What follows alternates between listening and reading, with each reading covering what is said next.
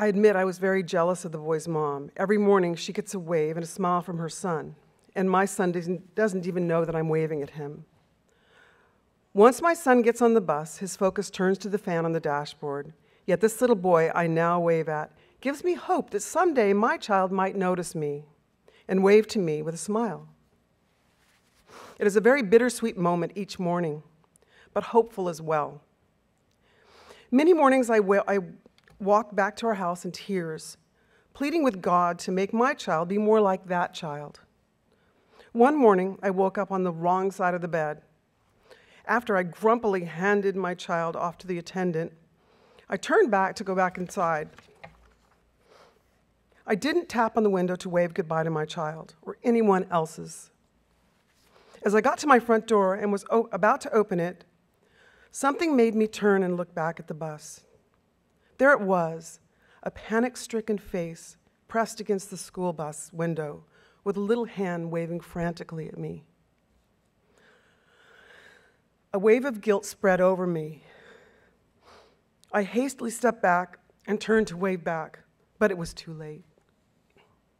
I don't think the little boy who waved saw me. Never again did I forget to wave to him, and I truly miss that little boy when he's not there to wave at me. I was sick one morning and asked my husband, and my husband had to do the bus routine for me.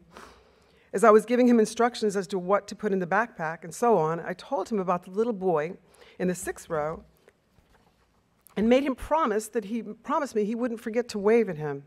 "Why do you want me to wave at someone else's kid?" he asked me.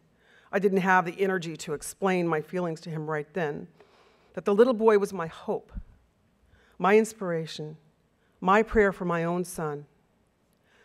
That I do it because for that one moment, I imagine my son being that little boy who smiles and waves goodbye to me each morning. Instead, I merely replied, "Just please." My husband promised he would.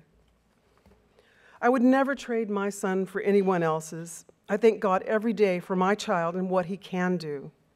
But inside of me, I do long for the day that the little boy who waves will be mine. Another school year came and went. The little boy in the 6th row is no longer on the bus. But still, I wave at my son in the hope that he will wave to me.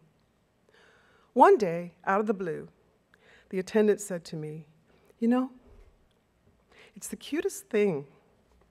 Whenever the bus starts moving and your son is humming and watching the fan, he'll hold his hand beside his leg and start opening and closing his fist, just like he's waving." Never give up hope. Have faith that what may seem impossible may just become possible someday, because you never know when the little boy who waves could be yours.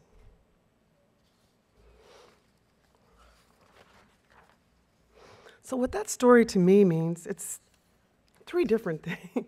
I know, it really gets me. You guys can turn the lights back up so I can see you. I guess not. What that story says to me, it addresses the parents, it addresses the child, and it's about the future, about letting go of our children.